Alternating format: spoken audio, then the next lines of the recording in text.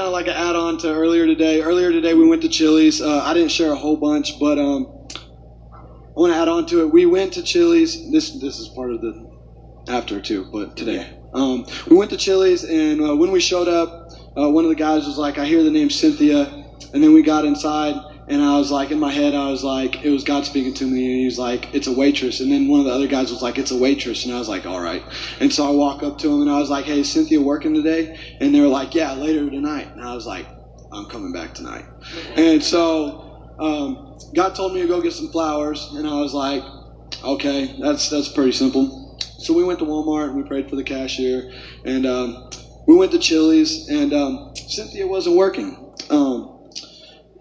But God led us in the right area. And we got there, and some teenagers were there, and I talked to some teenagers and just prayed with them and cried out because they were believers. And I cry a lot of the times when I talk to people. It's awesome how God is. I'm covered in tattoos, and I look like hardcore and stuff. And people think I've been to prison. I've never been to prison. And but I'm a softie, and I talk to people about Jesus, and the way his compassion moves through me is I cry.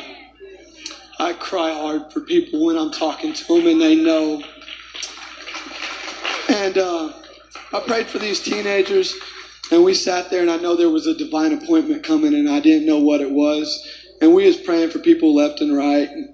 Everything was cool. People were being touched and stuff, but I knew God had us there for a reason. And I seen this girl, and I seen her eyes, and she was smiling, and you wouldn't have been able to tell, but I could see behind her eyes just like darkness and just water and just tears, like she just wanted to explode. And God's like, she's going through it, and she's having a hard time. And I was like, that's awesome. I was like, that's it right there. She's about to be wrecked by the love of Jesus. And I was like, she came over by our table, and I was waiting. I hit the roses because I don't know if she'd seen them. They were sitting on the table. And I hit them and put them in my lap. And then she came over there, and I was like, hey, excuse me, can I ask you a question? And she's like, yeah. And I was like, do you believe in Jesus? And she's like, yeah. And I was like, God speaks to us. And I know that he's telling me right now that you're going through a rough time. And you're hurting. And I just really believe that you're suffering loss, and I don't know what kind of loss. And we prayed for tons of people, and I do this a lot. I go out and pray for people. And I said, this is a divine appointment. And I know I've prayed for a lot of people, but I know for a fact that I'm here for you. Specifically for you. God brought me here for you because he wants to love on you, and he loves you. And he loves you so much. And I'm probably going to sit here and cry and tell you over and over again that God loves you. And I gave her the flowers, and I was like, I want to pray for you. And we prayed for her.